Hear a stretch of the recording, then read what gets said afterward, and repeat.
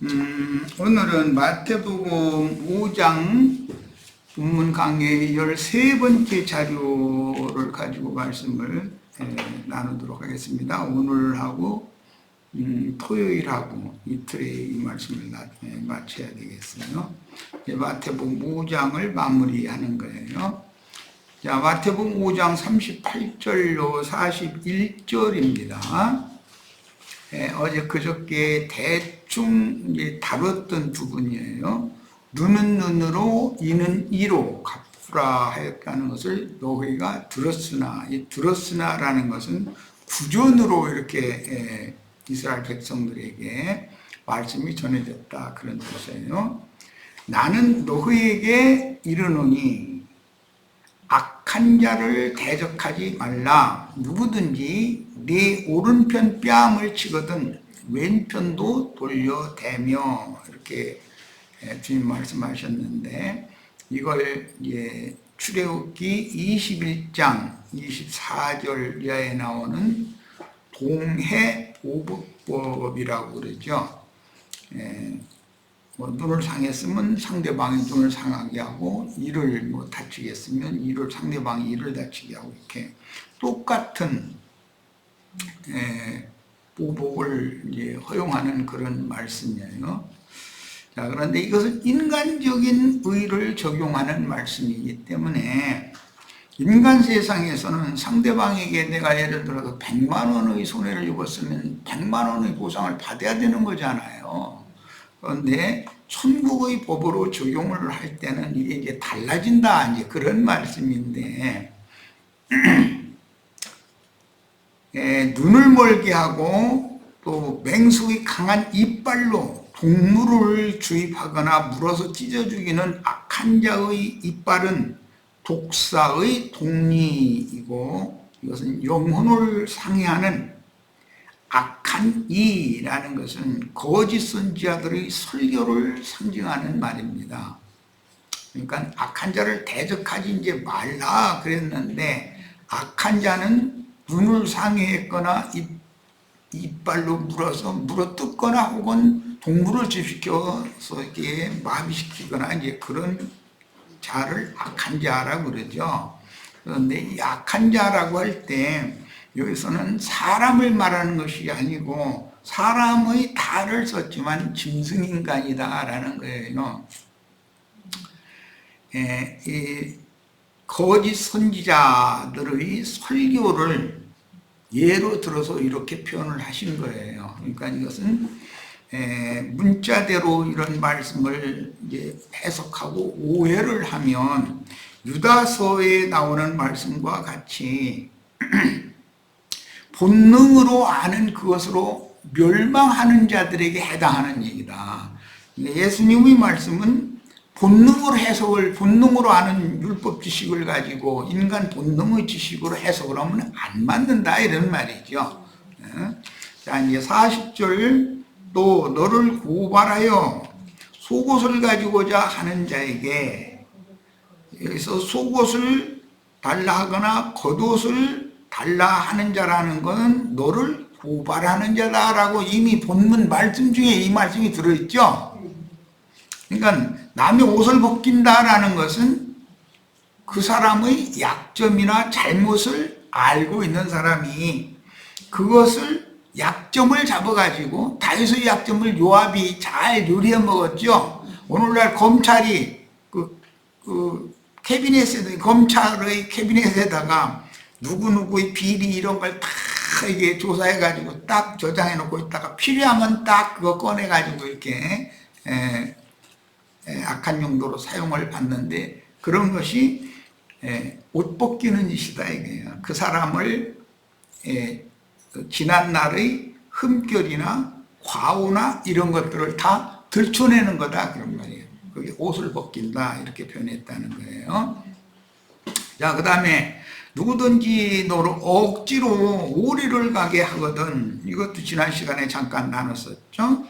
억지로 오리를 가게 하는 것은, 오리라는 것은 하나님 앞에 나아갈 수 있는 거리를 말하는 것 때문에, 유대인들은 안식일에도 갈 수 있는 거리가 정해졌는데 그게 안식일에 갈 수 있는 거리를 오리로 정한 것은 예루살렘에 다 숙소가 없었기 때문에 안식일이나 절기 때는 예루살렘 근교에 나가서 숙소를 정하고 절기를 또는 안식일에 참여를 해야 돼요. 그러려면 안식일에 갈 수 있는 거리를 이렇게 정해둔 거예요. 자, 이런 것은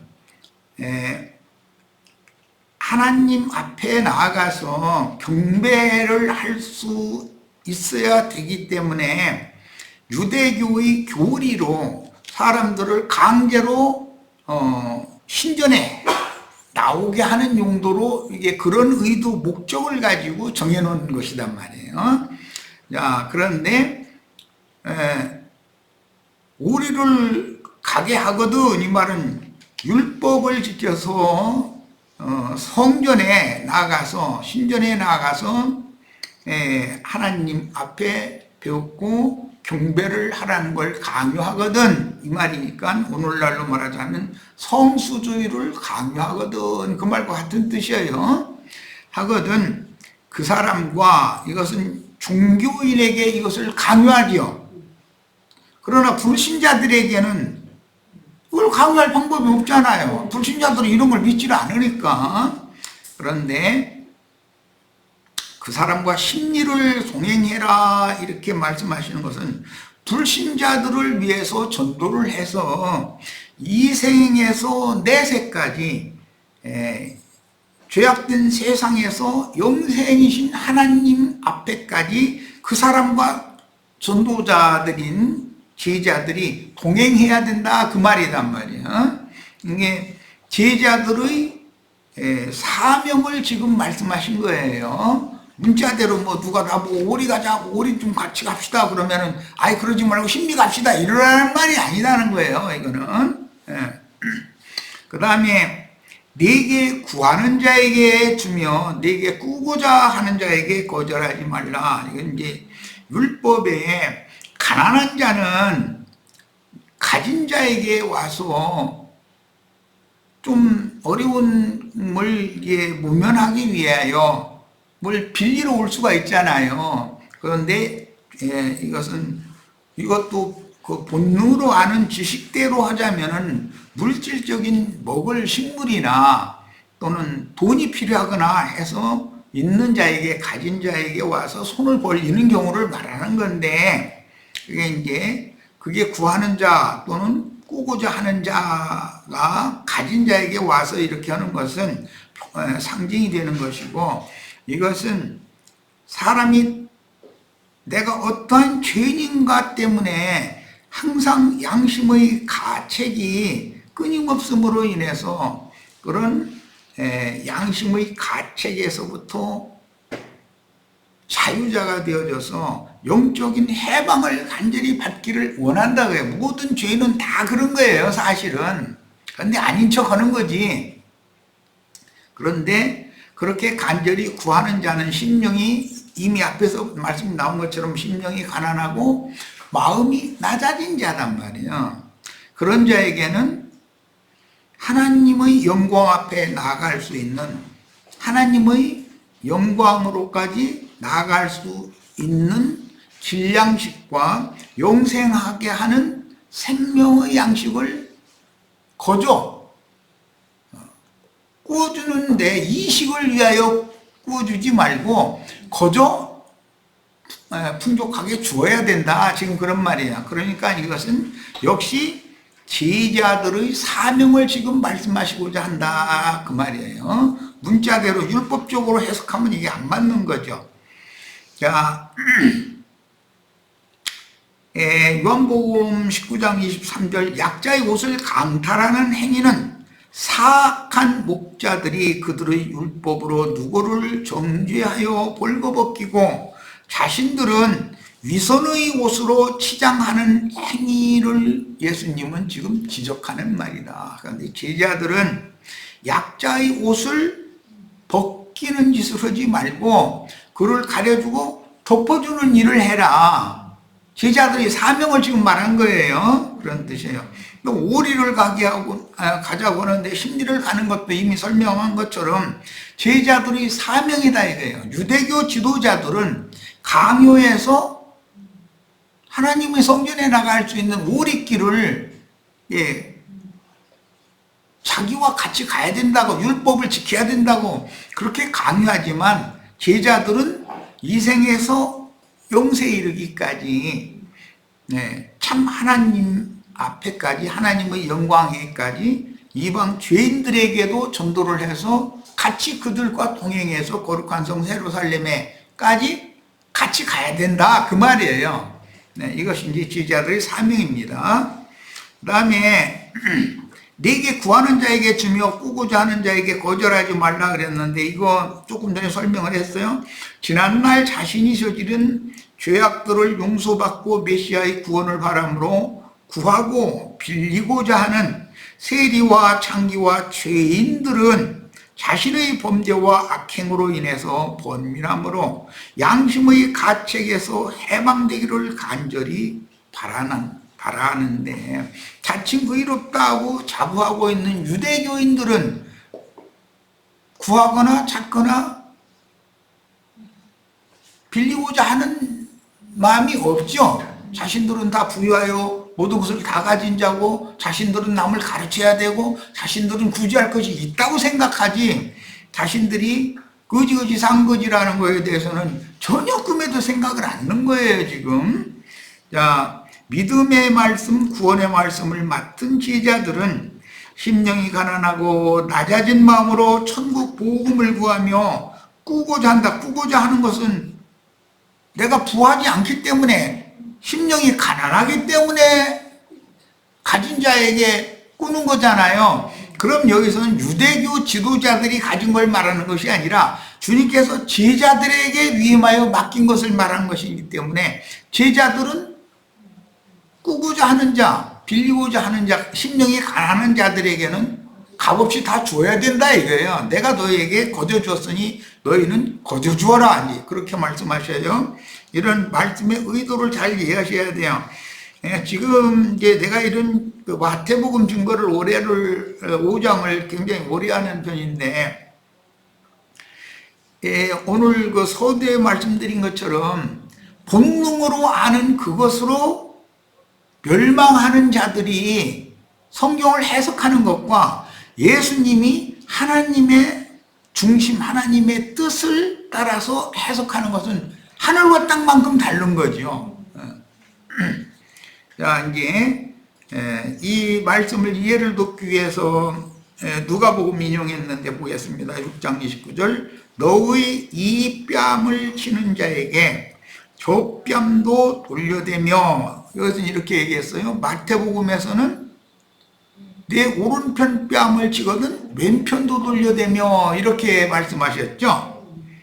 그 다음에 내 겉옷을 빼앗는 자에게 속옷도 거절하지 말라 이랬는데, 이것은 출애굽기의 제사장의 복장에 대해서 이해를 잘 하셔야 돼요. 대제사장은 속옷이 2가지가 있고 겉옷이 2가지가 있어요. 그런데 일반 제사장은 속옷도 되지만 겉옷도 되는 끌리는 옷을 입는 거예요. 흰옷이죠, 그거는. 그래서 그것을 호지 아니한 통옷이다 이렇게 말을 하는데, 신약 성경에 보면 어떤 청년이 예수가 잡혀가는 것을 보고 혼이불을 둘러 쓴 채로 도망간 얘기가 나오죠. 그 혼이불이라는 것이 겉옷이 그 사람의 속옷도 되지만 겉옷도 되는 그 옷이에요. 통옷이라고 그래요. 그것은 가난한 사람은 그걸 이불로도 쓴다고 해요. 이불로도. 옷도 되지만. 그래서 율법에는 가난한 과부나 고아의 그 덮개인 혼이불을, 그것은 사실은 겉옷, 속옷 이렇게 양면으로 적용하는 그런 단어인데, 그것을 함부로 저당 잡지 말아라 그랬어요. 그러면 그가 무엇을 덮고 자겠냐, 추운 밤에는. 그러니까 그걸 있는 자라고 해서 그 가난한 자 것을, 그 한 번 저당 잡히면 그 사람 찾아갈 수 있어요, 없어요? 뭐 하는 거예요? 못 찾아가요. 거기에 이윤을 붙여서 갚아야 그걸 내줄 텐데. 그러니까 아예 고아나 과부 가난한 자들의 입을 속옷도 되고 겉옷도 되는 그것을 맡기고, 돈을 빌려달라고 해도 율법대로 잡으면 꼭 필요한데 돈을 빌려 쓸 수 있어요, 없어요? 못하게 해놨으니까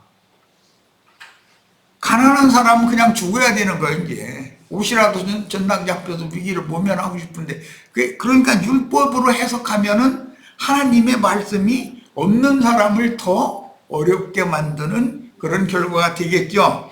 그래서 이런 것이 하나님의 말씀의 의도와는 안 맞는 거다. 그래서 하나님의 이런 말씀을 하신 목적은 겉옷이나 속옷을 벗긴다라고 하는 것은 그의 은밀한, 모든 사람들이 다 지난날의 죄가가 다 있죠. 과거를 묻지 마세요 해야 돼요. 과거를 꼬치꼬치 부려야 돼요. 뭐 고개 숙인 옥경이 그 유행가도 있대. 어디에서 무엇을 하다가 어떻게 살다가 왔는지 응? 그런데 고개 숙이고 아무리 불어도 대답이 없대잖아. 떳떳하면 대답이 왜 없겠어요? 차라리 이 사람 안 만났고, 만났어도 그런 아픈 얘기는 좀 안 물어봤으면 좋겠는 사람이잖아요. 그런데 그런 거에 대해서 내가 너는 뭔 짓을 하고 며칠 날 어디 가서 누구 만나고 뭐 하고 다 치부채 가지고 와가지고서 그거 들쑤셔대고 앉았으면 그게 세상 나라의 검사들이라 하는 짓이지, 그게 사단의 사자들을 상징하는 거잖아요. 그런 짓을 하지 말라 이거예요. 옷을 벗기는 대신 덮어주고 가려줘라 그런 말이에요. 유대교인들은 그렇게 사람들의 지난 죄과에 대해서, 허물에 대해서 자꾸 까발리고 광포하려고 자꾸 그걸 약점을 잡아서, 그 다윗 왕국에서 그 누구였지, 그 군대 장관 요압처럼 약점을 딱 잡들어 쥐고서는 왕령도 우습게 여기잖아요. 그런데 그 결과가 좋아요? 이 얘기를 잘 생각해 보셔야 돼요.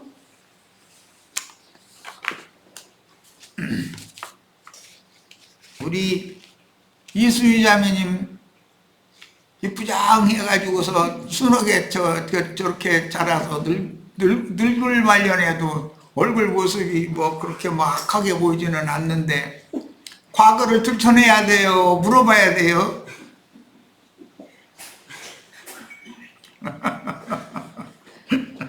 자, 그러니 예수님이 말씀하시는 의도는 유대교의 율법 본능으로 하는 율법 지식과는 너무 상관없는 얘기죠. 복음이죠. 예수님은 자꾸 천국 복음을 지금 선포하는 중이에요. 자, 겉옷을 빼앗는 자에게는 이제 속옷도 거절하지 말라고 그랬고, 속옷을 갖고자 하는 자에게는 겉옷까지도 갖게 주어라. 이 말은 나를 그렇게 나의 과거의 흠결과 허물과 약점을 잘 아는 사람이 나를 은밀하게 혹은 공개적으로 흠결과 허물, 지난날의 과거의 어떤 잘못을 다 약점을 잡아서 그걸 가지고 사람을 위협을 한다, 모멸을 한다, 멸시한다, 모욕을 준다. 그러면은 그걸 숨기려고 하지 말라 그런 말이에요. 속옷 벗겨달라고 하면은 겉옷 달라고 하면 속옷도 주고, 속옷 달라고 하면 겉옷도 주라 그러는데, 이것은 그 사람이 나의 흠결과 허물들, 문제들을 이미 다 알고, 그런데 그것도 정확하게 아는 것도 아닌데 알고 나를 모멸하고 나로 하여금 세상에서 고개를 들이지 못하게 하려고 의도를 가지고 그렇게 하는 거잖아요. 그러면은 그것을 빠져나가려고 하지 말라 이거예요. 정직하게 맞다고. 당신이 정죄하는 그거 다 내가 그런 죄인이라고 이렇게 시인하고 누구한테 가서 호소를 해야 돼 이제. 내 잘못은 큰데 내 잘못을 내가 얼마나 돌이키지 않으면은 이런 악한 자를 보내서 이렇게까지 나를 들춰내셔서 하시느냐고. 그래서 주님 앞에 가서 자기 죄와 허물과 흠결들을 정직하게 진솔하게 고백을 하면 하나님은 구원자를 보내서 가려주고 덮어주시겠죠 이제. 야, 그런 뜻이에요. 자, 그 다음에 이 뺨을 치는 자는 저 뺨도 돌려대라 이제 이랬는데, 뺨을 친다라는 것은 상대방을 얕잡아보고 공개적으로 숨어주는 행위를 비유적으로 하는 말이에요. 겉옷과 속옷을 빼앗는 것은 누구의 약점을 잡고 그 약점으로 정죄하여 사람을 욕보이려고 은밀히 혹은 공개적으로 광포하여,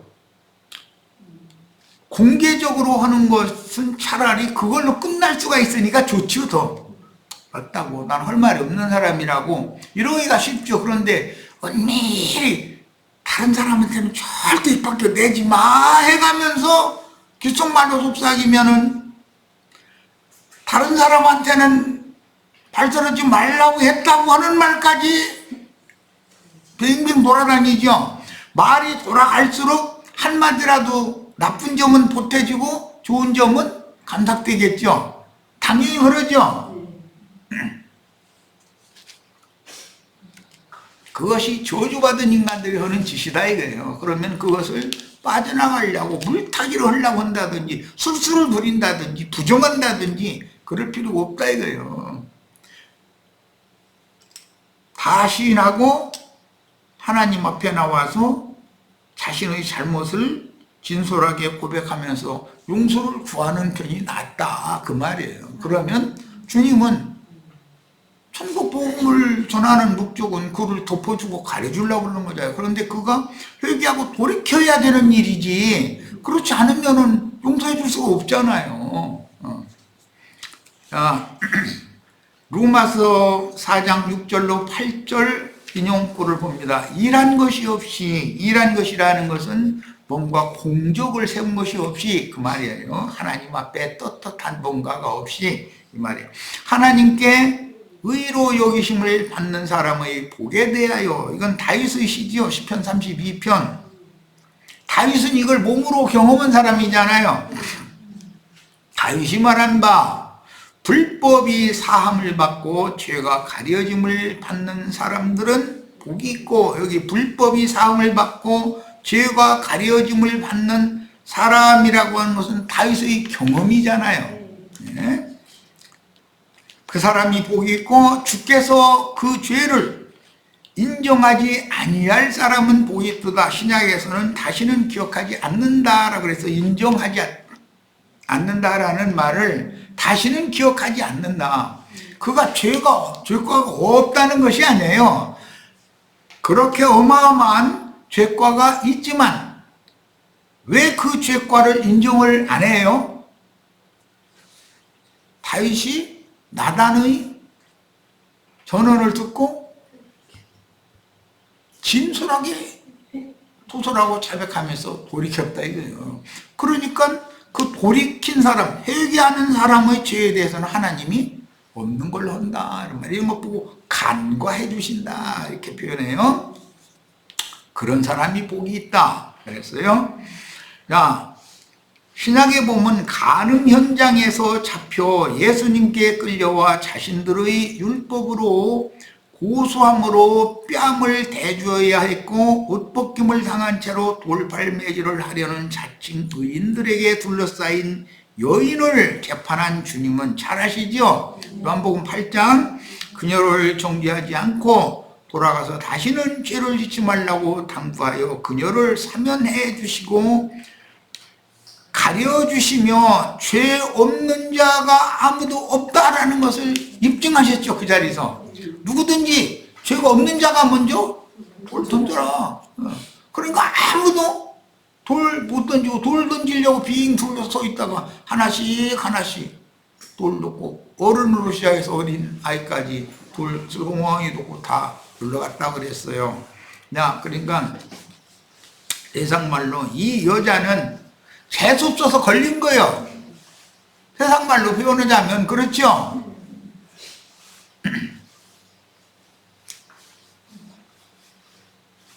다른 사람의 범죄를 여자가 발견을 했다면 자기의 이런 중한 죄에 대해서는 감추려고 그러고 돌 들고 달라들겠죠. 그 군중 속에 돌 들고 쓴 사람 중에 있을 수가 있죠.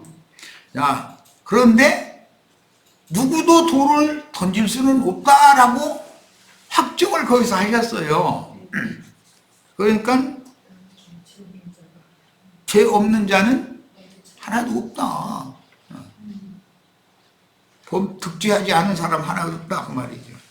자, 그 다음에는 누가복음 7장 이야기인데 베다니의 한 문둥이요 바리새인인 시몬에게 그 마을 사람이라면 누구나 아는 죄인인 여자가 옥합을 끼워 주님의 발에 향유를 붓고 눈물로 그 머리털로 예수님의 발을 씻을 때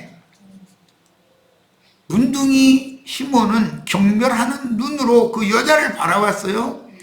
그래가면서 이분이 선지자라면 이 여자가 어떠한 죄인인 것을 온 동네가 다 아는데 이 선지자라면 그것도 모르고 말이야. 그 여자와 이렇게 상종을 하는가 이랬다는 거예요. 그러니까 예수님께서 그녀를 증거로 삼아서 너는 네가 지금 식사 초대를 해서 네 집에 문둥이 집에 식사 초대한다고 해서 유대교 제사장이나 왕족이 거기 갈 리는 없지요 절대로. 그런데 예수님은 문둥이의 식사 초대에도 기꺼이 응했다 이거요. 사람을 무슨 외모로 판단하시는 분이 아니었기 때문에.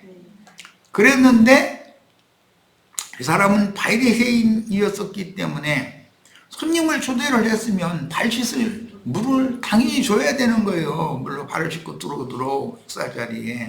그런데 식사 초대만 해놓고 예수님의 발 씻을 물도 주지 않았다는 거예요. 그랬는데 이 죄인인 여자는 눈물로 또는 그 향유를 예수님의 발에 붓고 자기 머리털로 예수님의 발을 씻었다.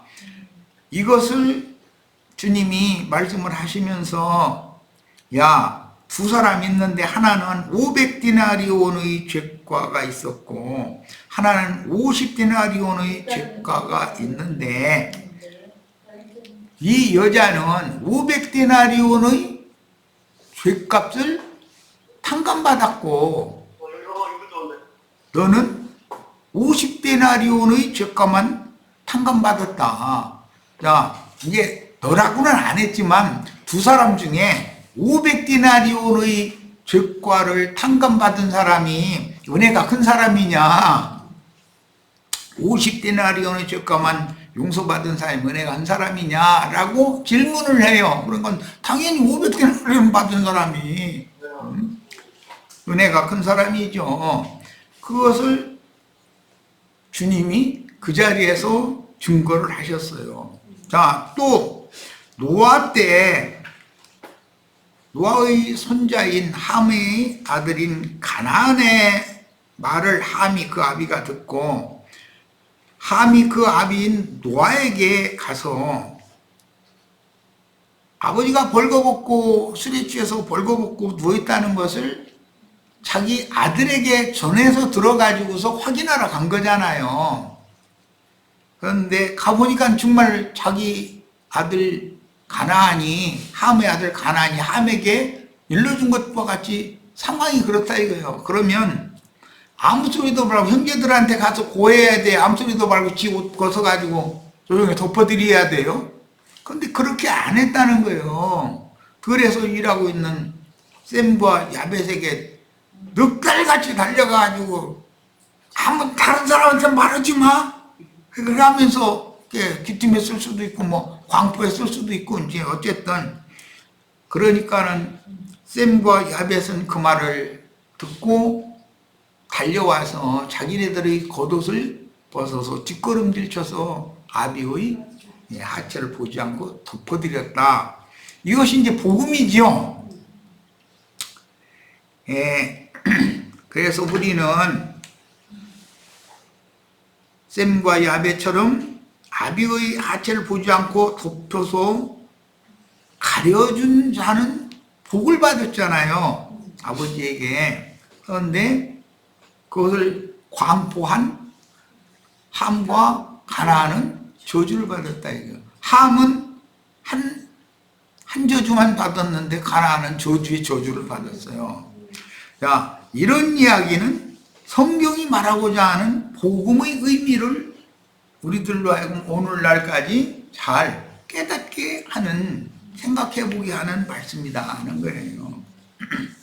그 다음에 훗날 온 이스라엘 왕으로 하나님에 의해 세워진 다윗은 불법이 사함을 받고 죄가 가려짐을 받는 사람들은 복이 있고 주께서 그 죄를 인정하지 아니할 사람의 표상이 되었는데, 오늘 나는 다윗의 신앙을 따르는 신자인지 심의의 신앙을 따르는 자칭 의인인지를 스스로가 다 이런 말씀을 통해서 말씀으로 검증을 받아야 된다. 문자대로 이 성경을 해석해서 남을 정죄하고 자기는 의로운 체 하는 그런 말씀으로 하나님 말씀을 해석하면 큰일 난다는 거예요. 자, 첫 시간 여기까지 해서 마치고 잠시 쉬었다가 이어가겠습니다.